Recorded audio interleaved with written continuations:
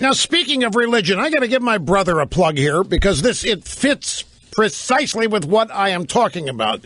So I think religious Christians are among the most tolerant and open people, and I think the evidence of the last 3 years is abundant. Look at all the things forced on this country, and there hasn't been anything like you see at the University of Missouri. There are uprisings, no protests, no destruction, none of this. The intolerance is all on the left here.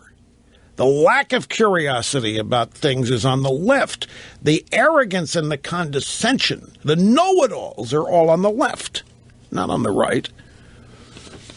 Now, my brother is a devout Christian, independently studied and so forth, and he writes about it. He's got a new book out, and this is going to shake up a lot of people.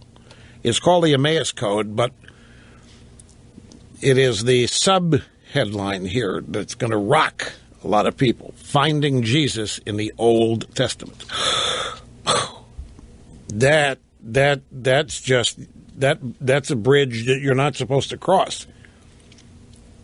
And yet he has written an entire book. It's just out.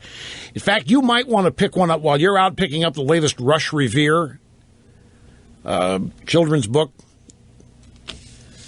Rush Revere and the Star-Spangled Banner. You might want to try to look for David's book called the Emmaus Code. It's E-M-M-A-U-S.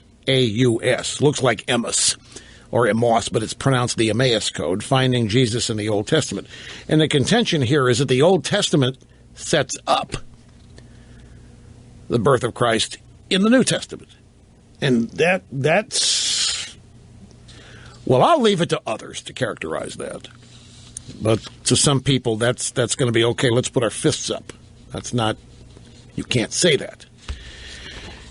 So here's a devout Christian, my brother, branching out beyond, not just accepting what is and being blindly devotional and loyal to it. There is that, of course. But all of this is, to me, rooted in the total misunderstanding, rooted in fear. The misunderstanding derives from the fear on the part of leftists of all religious people, except, strangely enough, they're not afraid of Muslims. They're not afraid of Islam. They don't look at Islam as anything that could harm them or step in their way or judge them or what have you. And man, oh man, if Sharia law ever hit, Hollywood would be closed. If Sharia law ever became the law of the land here, they wouldn't permit Hollywood. Or else it would be taken over and used